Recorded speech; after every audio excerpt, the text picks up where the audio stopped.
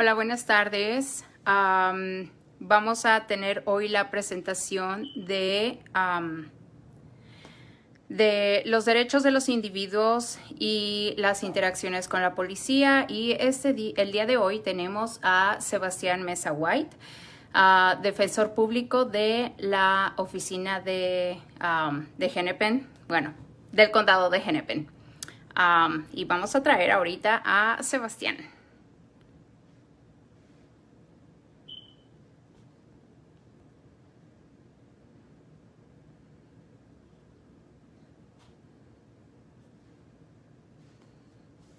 Mientras pueden empezar a poner sus preguntas aquí en el chat. Igual, si las quieren un poquito más como confidenciales, pueden mandarlas al 651-417-1326. Otra vez, 651-417-1326. Empezamos ahorita, estamos esperando a Sebastián.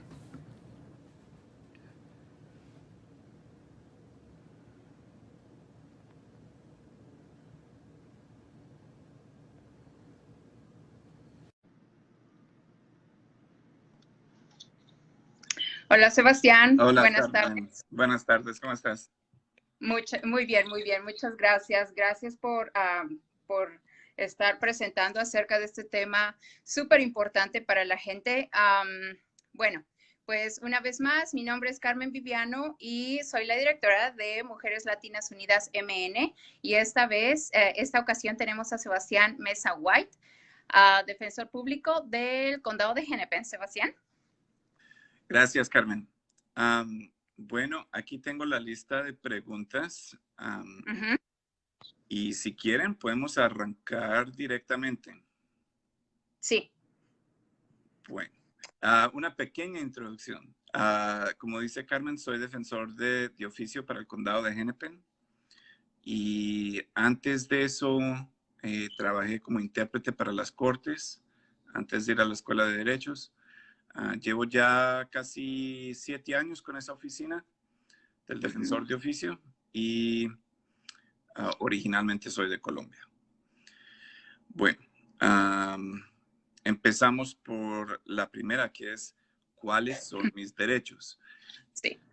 Yo voy a hablar principalmente de los derechos de la gente cuando se trata de interacciones con la policía o al ser detenido o al ser arrestado.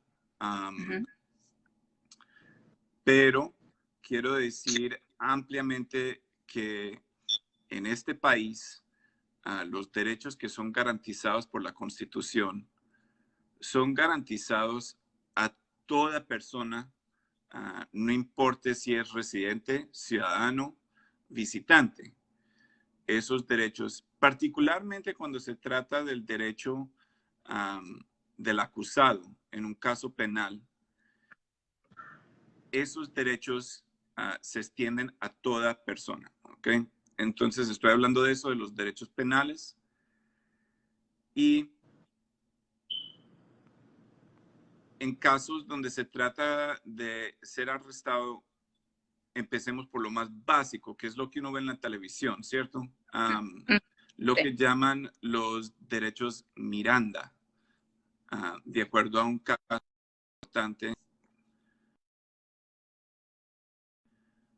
Los derechos Miranda son los que uno siempre ve en la tele, ¿cierto? Cuando paran a alguien y le dicen que es arrestado, esos son los derechos de permanecer callado, o sea, de no inculparse a sí mismo, y el derecho a un abogado.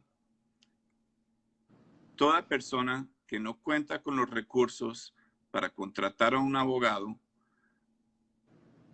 tiene el derecho, bajo la Constitución americana, de ser representado por un abogado sin cobro. Ahí entramos personas como yo, ¿cierto? Defensores de oficio. ¿Qué es precisamente el cliente que yo represento? Personas que llegan a ser acusadas, arrestadas y no cuentan con los medios para contratar su propio abogado. Muy básicamente, esos son los derechos. Luego puedo hablar un poco más específico sobre los derechos, tratándose de como las 4 categorías de infracción, delito menor, delito mayor y lo que llamamos delito menor grave, que es entre los dos. ¿Okay? Sí.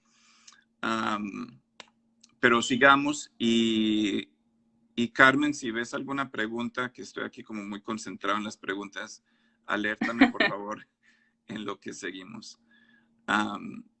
La segunda pregunta, ¿qué sucede cuando alguien es acusado de un delito? Muy buena pregunta. Y depende del delito. O sea, si se trata de una infracción que es como por ejemplo pasarse un semáforo en rojo, exceso de velocidad, incluso cruzar la calle donde no es una vía peatonal, ese tipo de cosa muy poco grave, pues cuando se trata de una infracción o lo que llaman en Minnesota un petty misdemeanor, lo que pasa es que el policía le escribe a uno ahí mismo la infracción, le dan una copia de la infracción en un papelito con instrucciones para llamar y disputarlo o fecha ante el tribunal. Ahora, con ese tipo de asunto, lo máximo que existe como posible sanción es una multa y no pasa de ahí. Y los derechos son un poco abreviados. En ese tipo de situación no hay derecho a un juicio por jurado. Se puede disputar ante lo que llaman un referee o magistrado y se puede apelar la decisión del magistrado a un juez de la corte del distrito, pero no hay derecho a un juicio por jurado. Pero tampoco existe la posibilidad de cárcel.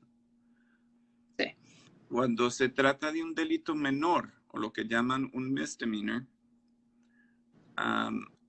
la máxima pena posible son 90 días de cárcel y $1,000 de multa. Y en ese tipo de caso, sí hay derecho a un juicio por jurado. El jurado sería solo de 6 personas, no de 12.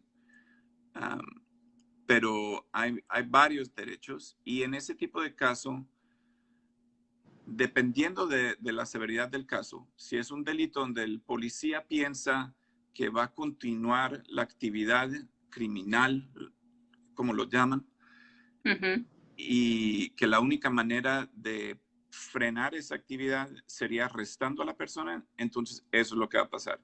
Arrestan a la persona y le tienen que dar una audiencia ante un juez dentro de 36 horas de haber sido arrestado.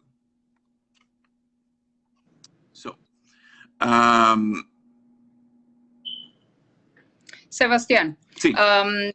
Si la persona no la dejan salir de la cárcel en las 36 horas, ¿qué pasa? Si no la dejan salir dentro de esas, bueno, perdón, debo cualificar la respuesta, son 72 horas durante las cuales tiene que ver un juez. Si no ve el juez, entonces lo tienen que librar y ponerle una nueva fecha ante el tribunal. ¿Okay? Lo que tiene que pasar dentro de 36 horas es que le tienen que levantar los cargos o hacer la denuncia, lo que llaman the complaint. ¿Okay? Y si no se recibe ese cargo oficialmente ante el juez, también lo tienen que soltar. A veces la policía arresta a uno y entonces lo que pasa es que cuando la policía lo arresta, le mandan un informe a la fiscalía. En casos de delitos menores, se trata de la ciudad de Minneapolis, el fiscal de la ciudad. Y entonces ese fiscal tiene que decir, ok, voy a presentar los cargos o no los voy a presentar. Y si se presentan, entonces la persona tiene las 72 horas para comparecer ante el juez en su primera comparecencia. Si no se presentan, los tienen que librar. Si se trata de un delito mayor, lo que llaman, a veces la gente lo llama una felonía, que no es una palabra en español, pero así lo llamamos. Felonies. Si se trata de un felony, entonces es el condado de Hennepin, el fiscal del condado de Hennepin, quien decide si va a levantar cargos o no. Pero el proceso es igual, 72 horas y 36. Sí. Y entonces ya en esa primera comparecencia, su abogado va a alegar contra el fiscal sobre las condiciones de fianza. Y el juez va a decidir si va a imponer fianza o si no va a imponer fianza. Y luego creo que había una pregunta muy buena sobre qué exactamente es la fianza. Y vamos a llegar a eso. Sí. Pero a ver, sigamos un poquito. Otra posibilidad que existe, aunque se trate de un delito menor, no de un delito mayor, es que le da el policía una fecha para el tribunal. Cuando se trata de un delito menor, el policía no tiene que arrestar, sino que le mandan una fecha. Y entonces uno se tiene que presentar en esa fecha o van a emitir una orden de arresto. Ok, sigamos. Y si me salto algo, Carmen, o si falta algo por elaborar, me dices. No, es una de las preguntas muy buenas que yo me imagino que le interesa muchísimo a la gente es, ¿qué pasa si soy indocumentado y migración se comunica conmigo? Claro, buenísima pregunta. A ver, ahí hay una pregunta. Antes de llegar a eso, nos hizo una pregunta. A ver. Dulce Palomares. Dulce Palomares, quien pregunta. A ver. ¿Cada condado tiene diferentes formas o son iguales? Buenísima pregunta. Es un poco distinto. Es un poco distinto en cada condado, pero esos pasos básicos que he comentado son los mismos. Las diferencias grandes serían entre estado y estado, ¿cierto? Yo puedo hablar con mucha confianza sobre cómo son las cosas aquí en Minnesota, pero no sé decir exactamente cómo serían en Texas, ¿cierto? O Arkansas o algo por el estilo. Pero esa parte básica que es de ser arrestado, de entonces tener ese tiempo en que tienen que levantar cargos o no, eso es consistente a través de todo el estado. Ok, a ver. ¿Dónde estamos ahora? ¿Qué pasa si soy indocumentado y ICE se comunica conmigo? Ok, que es como el mayor temor. Hay que tener en cuenta que uno tiene derechos con respecto a ICE. ICE no tiene, por ejemplo, el derecho de presentarse a su casa y decir, ok, vamos a entrar en su casa, así sin más ni menos. Tienen que tener una orden firmada por un juez para poder hacer ese tipo de asunto. Uno no les tiene que abrir la puerta. Y eso es cierto con todo tipo de interacción policial. Si se le acerca a un policía en la calle y le dice, hey, ¿qué hubo? ¿Quién es usted? Presénteme su documentación. Usted no tiene que contestar eso. No tiene que presentar esa documentación. Puede decir, me niego a identificarme. Al menos que usted tenga una orden de arresto o que tenga una duda razonable por la cual está interactuando conmigo, yo me niego a interactuar con usted. Se puede hacer de una manera delicada, se puede hacer de una manera bien hecha, pero se puede negar uno a interactuar con ellos. Eso es un derecho que toda persona tiene. Porque la policía tiene que tener una razón, lo que llaman a reasonable, articulable suspicion en inglés, que es una duda razonable o una sospecha articulable para interactuar con uno, ¿ok? No pueden sencillamente detener su carro porque no les gusta el color del carro o el color de la persona que lo va conduciendo. Tienen que tener una razón. Muchas veces esa razón es muy mínima, pero hay que haberla. Y con ICE es lo mismo. Ahora, la mayor de las partes, la comunicación de ICE se llega cuando uno es encarcelado. Porque lo que pasa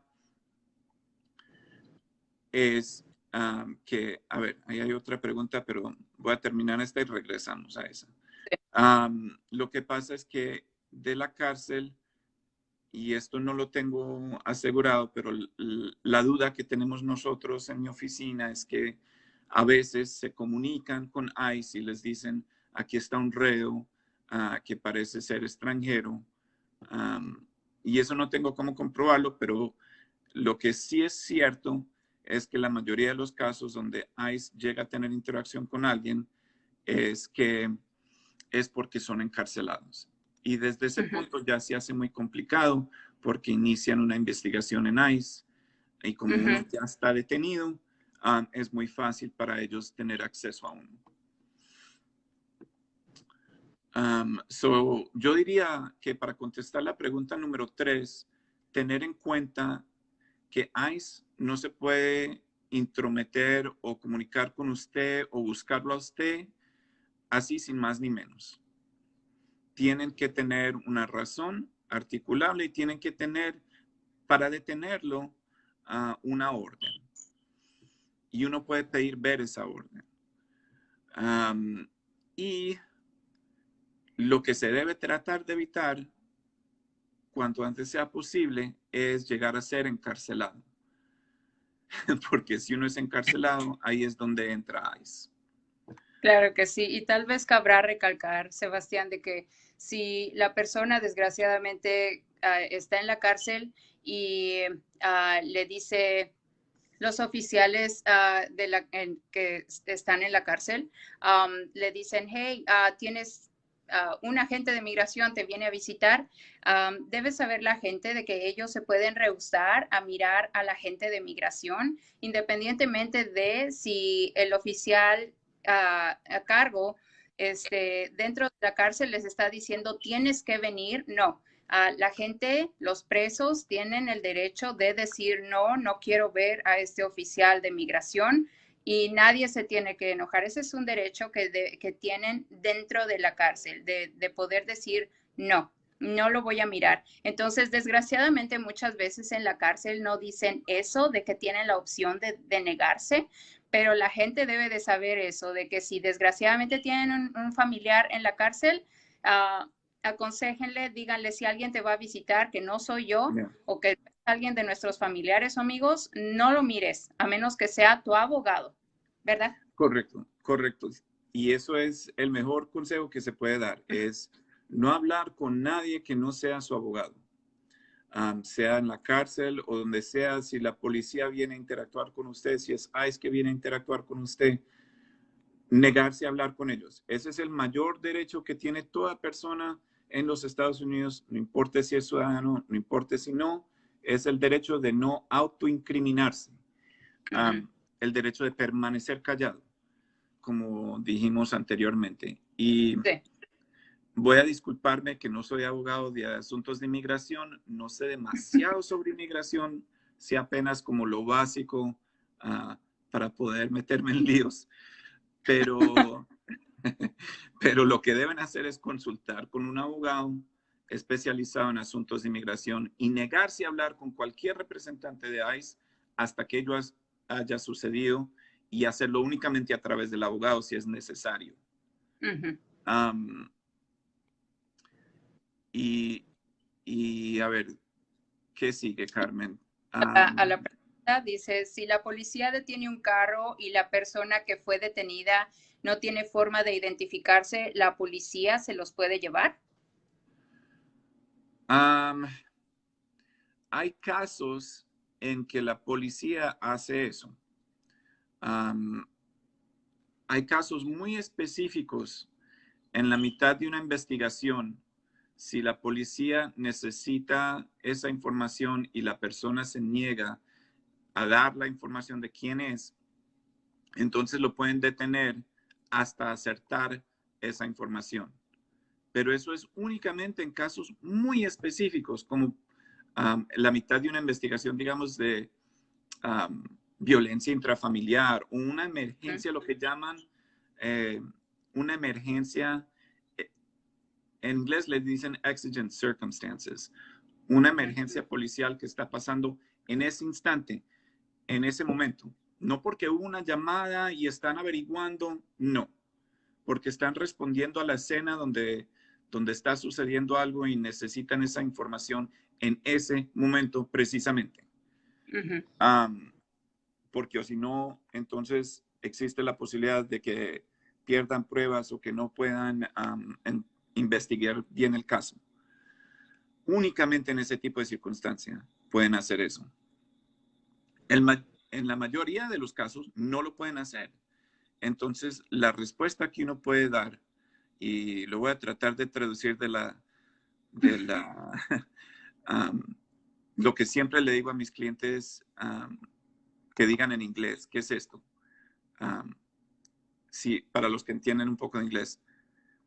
Am I being detained? If I'm not being detained, I would like to go about my business. ¿Qué significa eso? Señor policía, ¿me está deteniendo?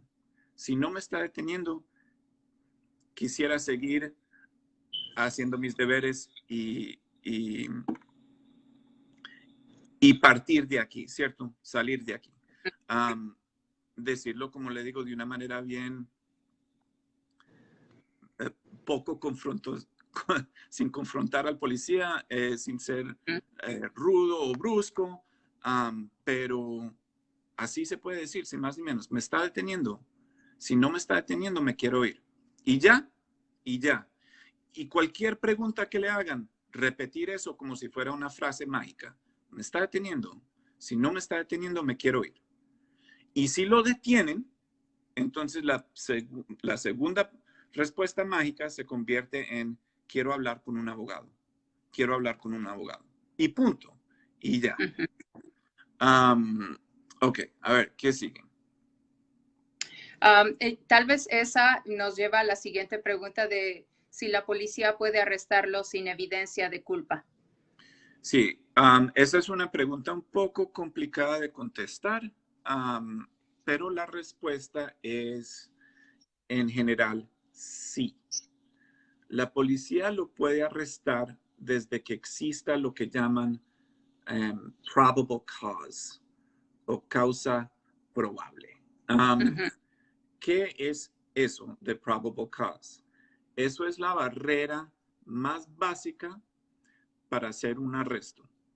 Entonces, ese nivel de prueba es muy fácilmente lograda, digamos, y es lo que forma la denuncia por ahí derecho cuando le levantan cargos. Es esa causa probable que forma la razón para levantar ciertos cargos. Si, por ejemplo, la policía me ve salir de un banco con un montón de dinero y el banco ha llamado y ha reportado que un tipo de gafas con una camiseta gris acaba de robar el banco, me pueden arrestar, aunque no tienen, digamos, pruebas conclusivas de que fui yo. Va a dar un ejemplo bobito, pero así es. Lo pueden arrestar si tienen sospechas que son respaldadas por algo que llega a ese nivel. Y eso luego se puede disputar en el tribunal. Si existía o no existía causa probable, es algo que abogados pueden disputar y entonces si no la había, tienen que desestimar los cargos que salió de eso. Pero sí lo pueden arrestar sin pruebas conclusivas, pero necesitan algo de qué colgarse. Sí. Ok. Sigamos. Eso nos lleva a qué sucede en una lectura de cargos, ¿cierto? Lo que Sí, sucede en una lectura de cargos, creo que ya básicamente lo hemos contestado, es esa ajá, primera audiencia que se da después de haber sido arrestado. La primera vez que uno ve al juez, eso es la lectura de los cargos. Y la mayoría de las veces ni siquiera se leen los cargos, sino que le entregan la denuncia por papel y le dicen, aquí está la copia de la denuncia. Y la mayoría de las veces los abogados dicen, ok, pues no necesitamos tener la lectura de los cargos. Reconocemos ujú, haber recibido la denuncia y ya eso es suficiente. Y eso es lo que pasa en una primera comparecencia también, llegando a la segunda pregunta que sigue, o perdón, la séptima pregunta, ¿qué es una audiencia preliminar? Bueno, eso puede ser varias cosas, pero eso es lo que pasa en la primera comparecencia, la lectura de los cargos y se decide si hay fianza o no. ujú, Pero luego sigue también otra audiencia preliminar y voy a decir que audiencia preliminar sencillamente significa todo lo que no es un juicio. Hay la primera comparecencia y luego cualquier audiencia que sigue entre eso y el juicio es una audiencia preliminar. ujú. Ah, pero hay diferentes tipos de audiencias preliminares. Um, en la audiencia preliminar, lo que sucede generalmente en esa primera audiencia preliminar, no siempre, pero generalmente, es que ya para ese entonces su abogado ha recibido las pruebas que la fiscalía piense que tiene o piensa que tiene para comprobar los cargos en su contra. Entonces es lo que llaman discovery o elementos de prueba. Y esos elementos de prueba, la fiscalía ya lo comparten con su abogado y su abogado va a tener también una idea de qué es lo que la fiscalía busca o ofrece para resolver el caso. Digamos, si usted se pronuncia culpable, esta va a ser la sanción, que por lo general es una pena reducida de lo que sería la pena máxima o, digamos, la pena normal si uno fuera a juicio y perdiera. Ujú. A ver, ¿qué pregunta nos está llegando ahí, Carmen? ¿Qué tan cierto es que si ellos no firman la salida voluntaria van a tardar de 1 a 2 años? Veo que ICE hace esto, um, hace esto para intimidar a los inmigrantes que no saben sus derechos por falta de abogado. Yo creo que, bueno, lo que es cierto y clave de esa pregunta es que precisamente eso es lo que pasa, que intimidan a la gente que no conoce Ujú, bien sus derechos y le dicen todo tipo de cosas sí. para que uno se autoincrimine o se pronuncie a sí mismo culpable. Y la policía tiene el derecho de mentirle, tanto como ICE. Um, de nuevo, no soy abogado de asuntos de inmigración y no sé responder con mucha certeza sobre qué tanto demoraría si uno se niega a la salida voluntaria. Ujú, Pero lo que sí sé es que debe siempre consultar con un abogado. Si le dicen, bueno, si usted decide consultar con un abogado, um, lo vamos a detener por 2 años o algo por el estilo. Primero, eso es ilegal. Eso es totalmente ilegal. Le tienen que dar derecho a consultar con un abogado. Lo mismo con ujú. la policía. Si le dicen, ok, díganos qué pasó, qué hicieron. Y uno dice, hey, saludos a Catrín, mi vieja mentor. Si uno dice, no, no quiero hablar, quiero hablar con mi abogado primero antes de hacer cualquier tipo de declaración, eso es su derecho. Eso es su derecho y siempre debería ser la respuesta. Ok, sigamos. Um, Um, ¿Qué pasa en un juicio? Es la siguiente. sí. Bueno, en un juicio pasa mucho. Pero lo primero que pasa en un juicio es que uno decide si quiere ese juicio ante un jurado o ante un juez. Y eso es la decisión del acusado y de nadie más. No del abogado defensor, no del fiscal, no del juez, no de nadie menos el acusado o acusada. Uno decide, ¿quiero un jurado o quiero el juicio ante un juez? Y si es un jurado, como habíamos dicho antes, si se trata de un delito menor, entonces el jurado es de 6 personas. Si se trata de un delito mayor, entonces el jurado es de 12 personas. Con un alternativo que no sabe que es alternativo hasta que se termina el juicio. Y el juicio es muy estructurado en lo que sucede. Primero, el jurado se escoge entre los abogados y el juez los pone bajo juramento y luego los dos abogados hacen sus declaraciones iniciales, lo que llaman el opening statement. Luego la fiscalía trata de probar su caso y lo tratan de probar a través de testigos que presentan al tribunal. Muchas veces esos testigos son los policías. Y a través de los testigos presentan los elementos de prueba. Y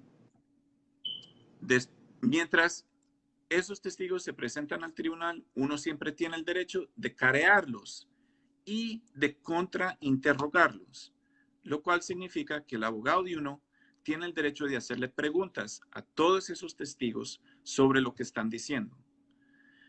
Y eso es lo que tratamos de hacer. Tratamos de demostrar a través de nuestras preguntas que esos testigos están equivocados o que están mintiendo incluso. Cuando la fiscalía ha presentado su caso, lo mismo sucede con la defensa. La defensa tiene el derecho de presentar testigos, de presentar pruebas, pero no tiene el deber de hacerlo. ¿Okay? Únicamente la fiscalía tiene lo que llamamos el peso de la prueba. En los Estados Unidos se presume que uno es inocente o no culpable hasta que la fiscalía haya logrado llegar a ese peso de la prueba, que es más allá de una duda razonable. Beyond a reasonable doubt. Y si la fiscalía no es capaz de probar su caso más allá de una duda razonable, entonces no se le puede pronunciar culpable y eso es una instrucción que se le da al jurado al principio y al final.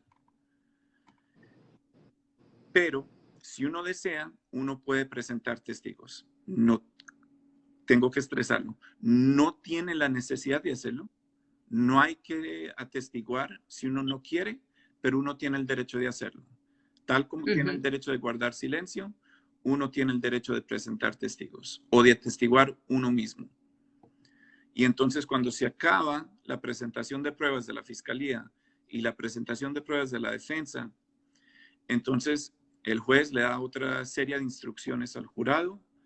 Los abogados hacen sus alegatos de clausura o lo que llaman closing arguments para terminar su presentación del caso.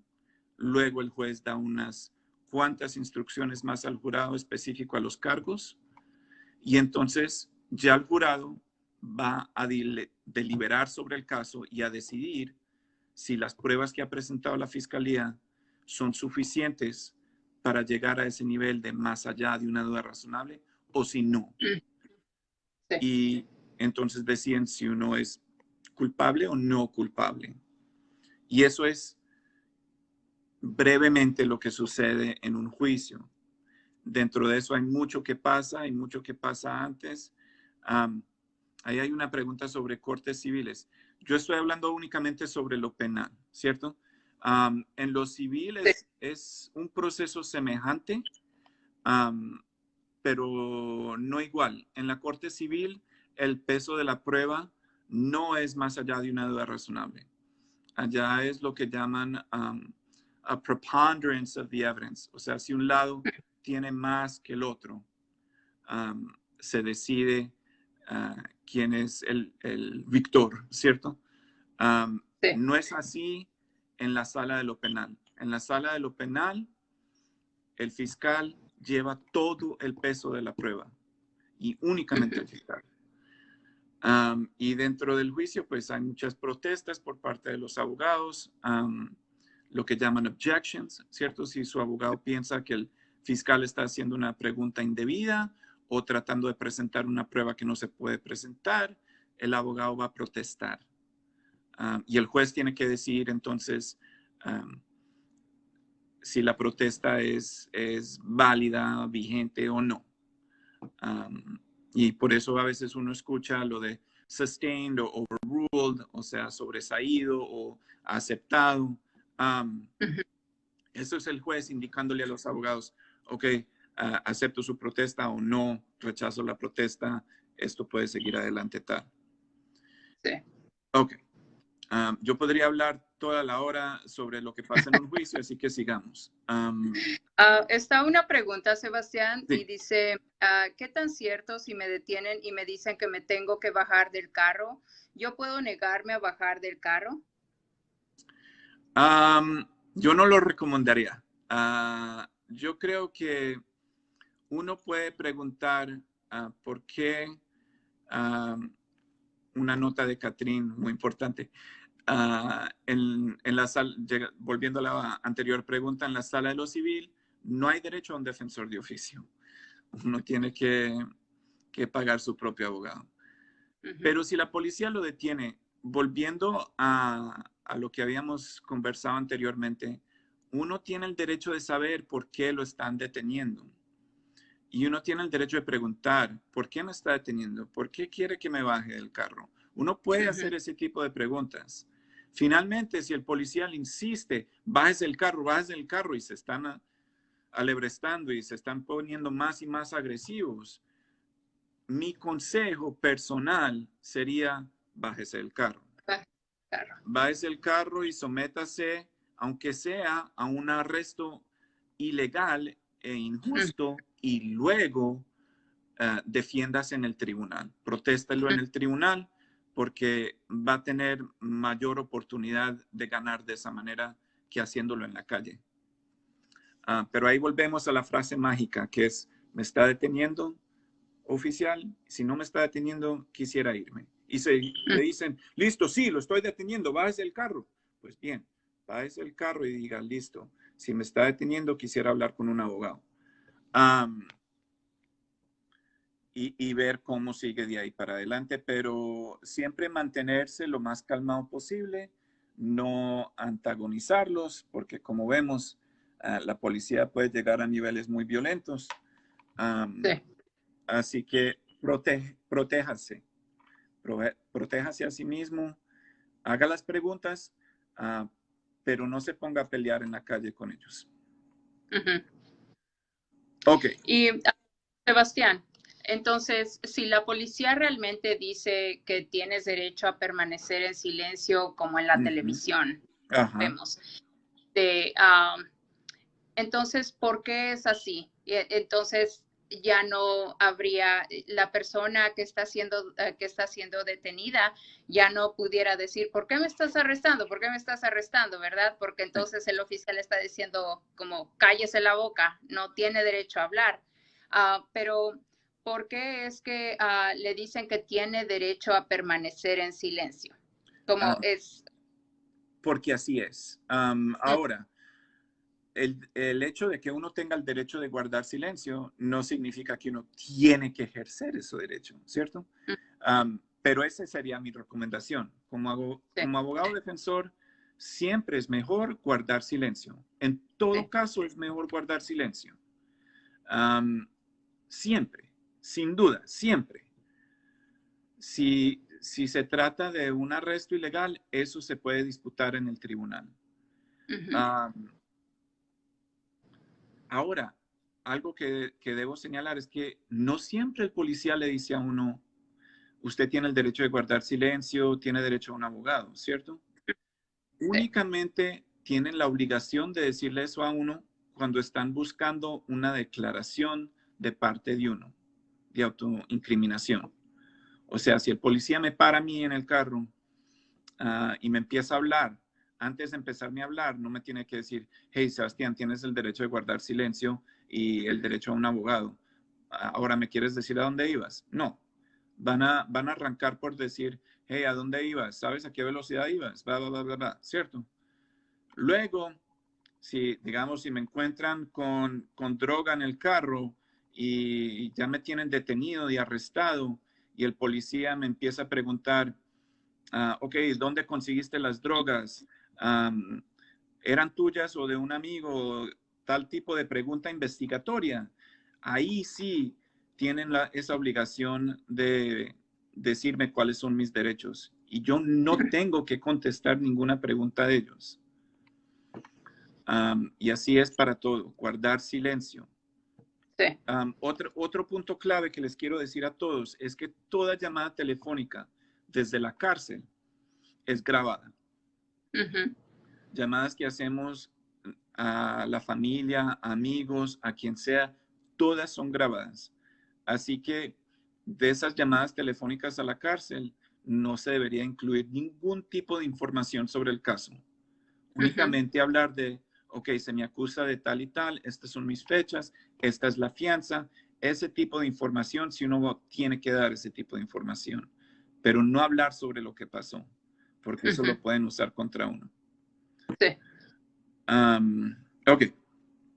Sobre todo cuando está bajo investigación, ¿verdad? Como si es un asunto de drogas, un asunto de armas, pues claro que esa persona es de muchísimo interés para los detectives. Entonces van a estarlo mirando todo el tiempo, cada movimiento que haga, ¿verdad? Correcto, correcto. Y ahí es donde es más clave que nunca guardar silencio. Guardar silencio, a consultar con un abogado, no hacer ninguna declaración. La mayoría de los casos que yo veo como defensor de oficio se deciden por una declaración de culpabilidad de parte del acusado. La mayoría. Claro que hay otros, pero en la mayoría de los casos donde no tengo chico, donde es un caso difícil de pelear, es porque el acusado dice algo que lo autoincrimina. No hay que decir nada, nunca. ¿Okay? Si se llevan algo de esta conversación, llévese en eso, que no hay que decir nada. Ok, sigamos. Bueno, nos vamos a ¿qué es la fianza y cómo funciona? Me parece Bueno, que ya dijiste, pero... sí, pero es una buenísima pregunta.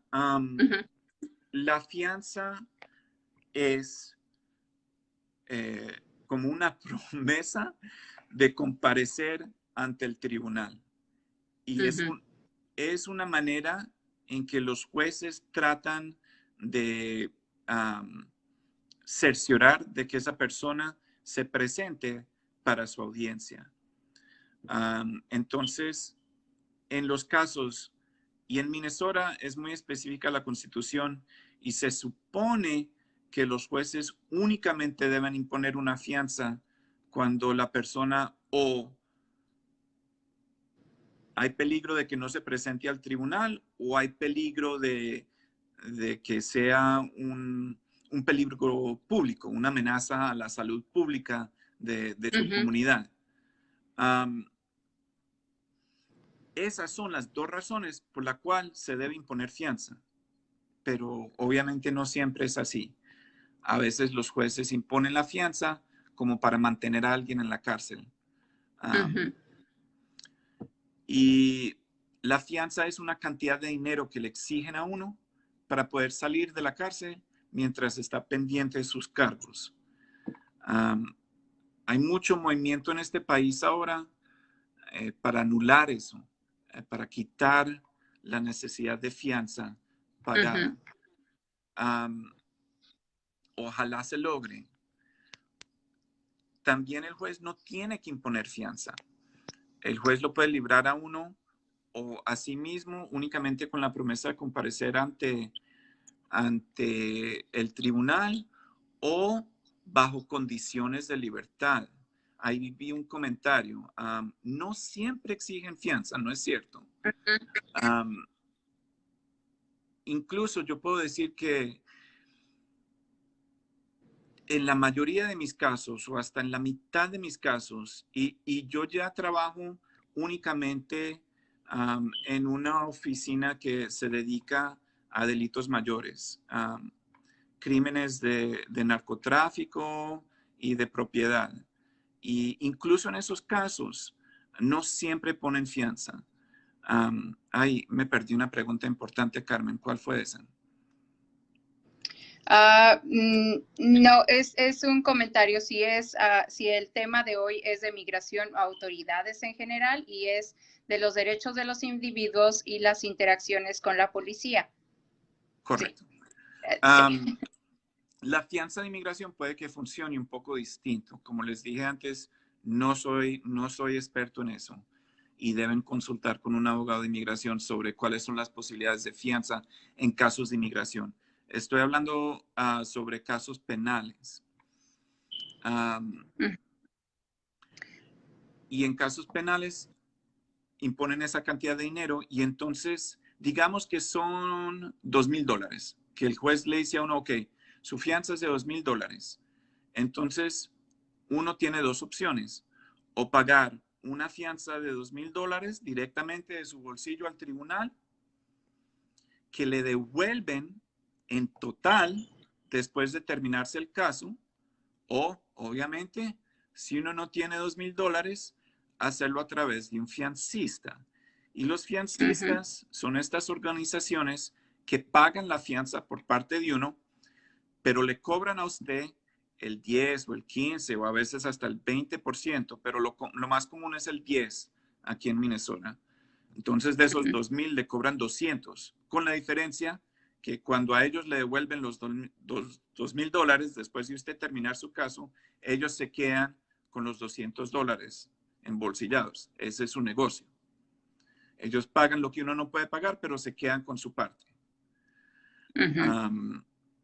Y eso es básicamente lo que es la fianza. Está una pregunta, Sebastián. ¿Por qué hay veces que ponen grilletes cuando se paga la fianza y en otros casos? Una buena pregunta. Y voy a contestar la pregunta sobre dónde se consiguen los fiancistas también. Regresaré a eso, pero primero los grilletes. Sí, fiancistas los llamamos porque pagan la fianza. Pero el grillete es en casos donde el juez impone una condición de libertad. Y a veces, por ejemplo, pueden imponer... Uy, ¿qué está pasando ahí? Un eco. Pagan, digamos, $3,000 sin condiciones. O le dicen, ok, su fianza va a ser únicamente $1,000, pero con condiciones. Y entonces la condición es que tiene que portar el grillete. O lo dejan ir sin tener que pagar fianza, pero con el grillete. Y eso sucede a veces. ¿Dónde se consigue el fiancista? Se puede encontrar fácilmente con cualquier búsqueda en el directorio telefónico, en Google. Nada más hay que buscar bail bonds o bondsman. Y ahí sale un montón de posibilidades. Yo no voy a dar aquí una recomendación sobre quién usar, porque para mí todos son básicamente iguales, pero deben haber unos mejores que otros y sinceramente no sé cuáles son. Miren alrededor de las cárceles, ¿verdad? Generalmente están a los alrededores de las cárceles. Sí, es muy fácil encontrarlos ahí en la cárcel. Incluso hay muchos que van a esas primeras comparecencias para ver a quién le imponen fianza y entonces hablan con los familiares y dicen, yo puedo pagar la fianza, ¿cierto? Sí. Así que son fáciles de encontrar. Tal vez en asuntos de inmigración es un poco más complicado porque creo que ahí imponen unas fianzas más más grandes y para los fiancistas creo que piensan que hay más riesgo de que la persona no se presente, entonces no les gustan tanto como los casos penales que son menores. Ok, ¿qué sigue, Carmen? Bueno, ¿cómo si nos vamos a, si recibí una llamada telefónica o una carta de un oficial de policía que me preocupa de alguna manera, ¿qué debo hacer? Muy buena pregunta. Consultar con un abogado, si se puede. Ujú. Si tiene los medios, consultar con un abogado, pero recuerden que no hay que contestar esas cartas. No hay que, la única carta así oficial a la cual hay que responder Ujú. es una denuncia o un cargo que le exige presentarse al tribunal, lo que llaman un summons. Si le llega Ujú. un summons, entonces va a tener una fecha y va a tener un número de un caso y va a decirle por qué hay que presentarse al tribunal. Y si llega ese tipo de carta, listo, ok, hay que responder a eso. Pero si es una carta investigatoria de un policía pidiéndole datos o información, uno no tiene ninguna obligación de contestar eso. Sí. Ok. Y am, ¿cuál es el mejor momento para comunicarse con un abogado? El mejor momento para consultar con un abogado es cuando uno piensa que debe consultar con un abogado. Um, Cuando piensa que está en problemas ya, ¿verdad? exacto, exacto. Es una respuesta un poco boba, pero sí, o sea, eh, depende. La respuesta depende de mucho. Sí. Depende si uno sabe que puede entrar en problemas legales que todavía no se han presentado y quieres cerciorarse, ok, ¿qué voy a hacer cuando se presenten? Si se presentan, ¿cuáles son las posibilidades de que se presenten por tal cosa que hice o que me asusta que de pronto piensen que hice? Un buen momento para consultar con un abogado. Ujú. Obviamente, si uno es arrestado, eso es un momento clave. Um, y ahí vi un comentario sobre fraudes, no sé precisamente a qué se refiere, si a abogados o a fiancistas, lo que estábamos Ujú. hablando antes. Pero sí, tenga cuidado con abogados o fiancistas o cualquier tipo de servicio legal que usted no haya solicitado usted mismo. Tal vez por eso nos podemos ir a esta siguiente pregunta de, ¿el Ya. gobierno realmente le provee un abogado a la gente que no tiene dinero para pagar y por qué? Buena pregunta. Sí, el gobierno realmente le provee un abogado a la gente en los casos, de nuevo, como señaló Catherine, en casos penales, un Ujú. abogado sin cobro. Gente precisamente como yo. Um,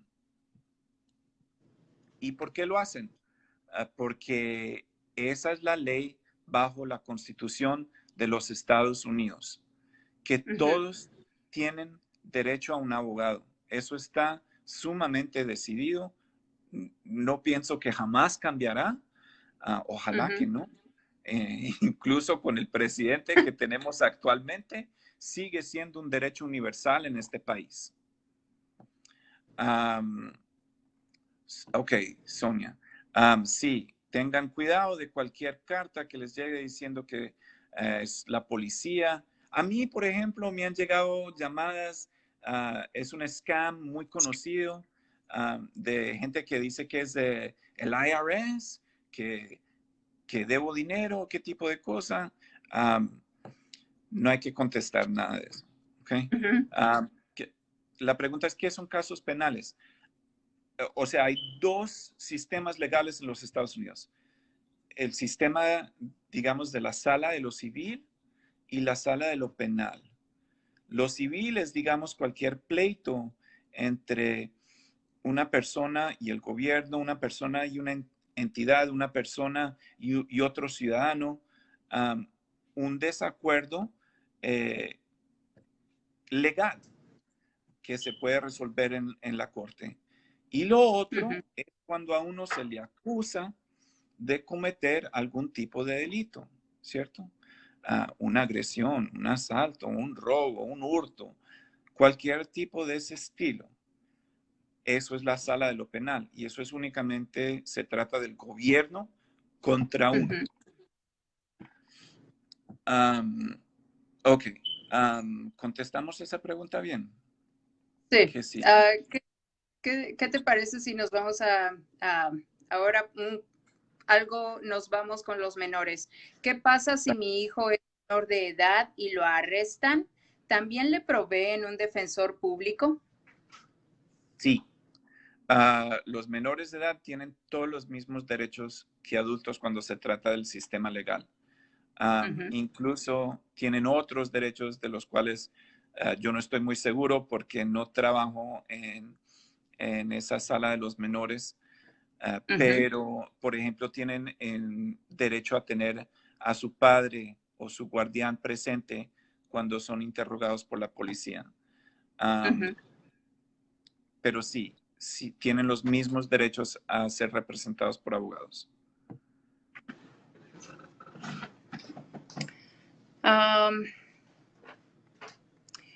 ¿Cómo protege la Constitución a las personas acusadas de un delito? Bueno, creo que hemos estado hablando de eso. La mayor protección de la Constitución para personas acusadas de un delito, yo diría que es, primero, ante todo, que el Estado tiene el peso de la prueba. El Estado, quien levanta los cargos contra uno, es el que tiene que probar que uno es culpable. Uno no tiene que probar su inocencia. Uno no tiene que presentar pruebas. Uno no tiene que atestiguar. Uno no tiene que demostrar por qué no hizo lo que lo están acusando de haber hecho, sino que el Estado, la Fiscalía, tiene que probar eso más allá de una duda razonable. Y esa es la mayor protección que garantiza la Constitución en este país. Y yo diría que muy cerca de eso, la segunda protección más importante es el derecho a ser representado por un abogado, aunque uno no cuente con los medios para contratar a un abogado. Esas dos cosas son las protecciones más importantes de la Constitución, pero en mi opinión. Pero hay muchas otras protecciones de las cuales hemos estado hablando. Correcto, Rosa. Aún siendo indocumentado, no importa, tiene los mismos derechos a ser presumido ser inocente y a ser representado por un abogado. Y tiene los mismos derechos de guardar silencio, de no autoincriminarse, el mismo derecho de tener confianza de que la policía no puede entrar en su casa sin una orden de registro, no importa si es indocumentado o no. Otro derecho que provee la Constitución, otra protección es esa, el derecho a que la policía no puede sencillamente llegar a su casa, abrir la puerta, entrar y empezar a mirar a ver qué encuentran. No pueden hacer eso. Y no lo pueden hacer cuando uno va en un carro. Y no lo pueden hacer cuando uno va por la calle. Necesitan tener causa o una orden de registro para hacer ese tipo de cosas. Esas son las protecciones básicas. Otras protecciones que hemos mencionado en esta charla, el derecho a ver un juez dentro de 72 horas de ser encarcelado. El derecho de exigir que le levanten cargos dentro de 36 horas de haber sido arrestado y si no le levantan esos cargos y si no le proporcionan el juez de ser librado. Entre otras. Y el derecho a un juicio por jurado, a un juicio, muy importante. Y todos estos derechos de los que hemos estado hablando y todo esto, esta charla que he dado hasta ahora, todo se aplica igualmente a una persona indocumentada. Todo. Ok, adelante. Podemos irnos tal vez con la última pregunta. ¿Puede una persona acusada de un crimen parar una investigación de la policía? Esa es una pregunta complicada. de cierta manera, sí. Y mi respuesta sería esta. Si la investigación es una que la policía lleva a cabo de maneras ilegales, si quebrantan la ley haciendo esa investigación, y hay muchas maneras en que pueden hacer eso, entonces el abogado de esa persona puede protestar eso ante un juez y hay varias maneras de hacerlo. Y si el juez está de acuerdo que se ha quebrantado la ley por parte de la policía en recopilar pruebas o en hacer esa investigación, entonces el caso tiene que ser desestimado. Hay dos ejemplos muy básicos y los voy a dar. Si se levantan cargos donde no existe lo que es esa causa probable, el probable cause, voy a dar un ejemplo muy bobo. Si a mí me arrestan, digamos, por quemar un edificio y, y me están acusando de arson, de encender el edificio, y las pruebas que presentan en la denuncia son que me vieron salir del edificio con una bolsa de dinero, y eso es lo único que ponen en la denuncia, que me vieron salir del edificio con una bolsa de dinero, pues en la denuncia no hay ninguna información que me conecta de una manera lógica a haber quemado el edificio. Entonces, no existe ninguna causa probable para levantarme ese cargo y el juez estaría de acuerdo. Eso es un ejemplo muy bobo, pero el juez estaría de acuerdo y desestimaría el cargo por falta de ese probable cause o causa probable. Y otra manera de hacerlo es, por ejemplo, protestando en una audiencia que llaman, aquí en Minnesota, se llama una audiencia Rasmussen, de acuerdo a una decisión legal, a un caso legal. En la audiencia Rasmussen es una audiencia donde se determina si las pruebas fueron recopiladas de manera legal o no. Son audiencias donde nosotros los abogados buscamos suprimir las pruebas o que no se permitan ciertas pruebas. Y digamos, por ejemplo, en el ejemplo que di, que la policía no puede entrar a su casa así ni más ni menos a registrar su cuarto y a buscar qué hay. Digamos que usted tiene un vecino y el vecino llama a la policía y dice, oiga, fulanito de tal es indocumentado. Y la policía llega y rompe su puerta y entra y encuentran marihuana y lo acusan de posesión de marihuana. Eso es ilegal y entonces podemos suprimir esas pruebas. Eso es lo que llaman los abogados en términos legales fruit of the poisonous tree o fruta del árbol venenoso. Y esa fruta no se puede usar. Esa fruta no se puede usar. En muchos casos, si la fruta no se puede usar, se tiene que votar todo el caso. Porque si no se puede presentar esa prueba de que uno estaba en posesión de las drogas o la pistola o lo que sea, porque la policía llegó a eso de una manera ilegal, entonces el caso tiene que ser desestimado. De esa manera, una persona puede frenar una investigación policial o digamos, una acción legal en contra de ellos. Pero es la única manera de hacerlo, a través de medidas legales. No se puede frenar una investigación policial, digamos, llamando a la policía y diciendo, ok, voy a hablar con ustedes, les voy a explicar mi lado de lo que pasó. Eso es precisamente lo que ellos quieren. Eso es la manera de armar pruebas en contra suya. Y por eso hay que guardar silencio siempre, porque la policía no tiene por qué ayudarle a usted, al menos que usted sea el que los está llamando. Y incluso hay ocasiones en que uno los llama y no le ayudan a uno. Entonces, si usted tiene una interacción con la policía y usted no la ha iniciado, no hay por qué hablar con ellos. Eso es lo más clave que quiero poner. ¿Qué nos falta, Carmen? Pues yo creo que, bueno, es un tema súper larguísimo y Sí.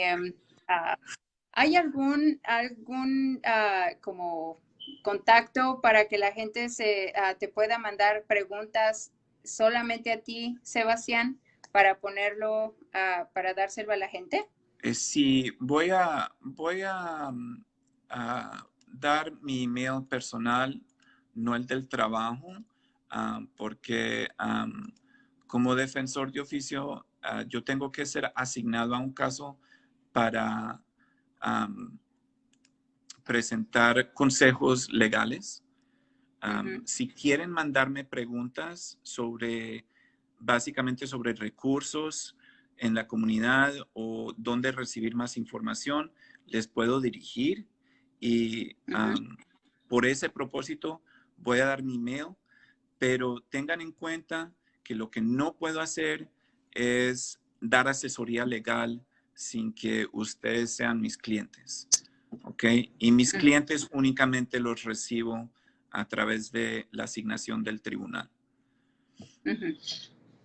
A mí me apuntan a ciertos casos y a esos casos los puedo representar, pero no puedo sencillamente dar asesoría legal a toda persona. Sí. Pero sí voy a darles mi correo electrónico para que si quieren saber sobre recursos dentro de la comunidad, yo puedo incluso comunicarme con Carmen, que tiene muchos recursos y puedo pasar esa información a quien la necesite. También hay otras organizaciones de las que yo sé y les puedo hablar en términos generales, pero no puedo dar asesoría legal específica, así que por favor no me hagan ese tipo de preguntas. Pero eso dicho, mi correo electrónico es Sebastián Mesa, todo junto, MESA, @yahoo.com. Sebastián, Carmen, puedes poner eso. Correcto, puedes poner ese correo ahí en el chat para que la gente lo vea.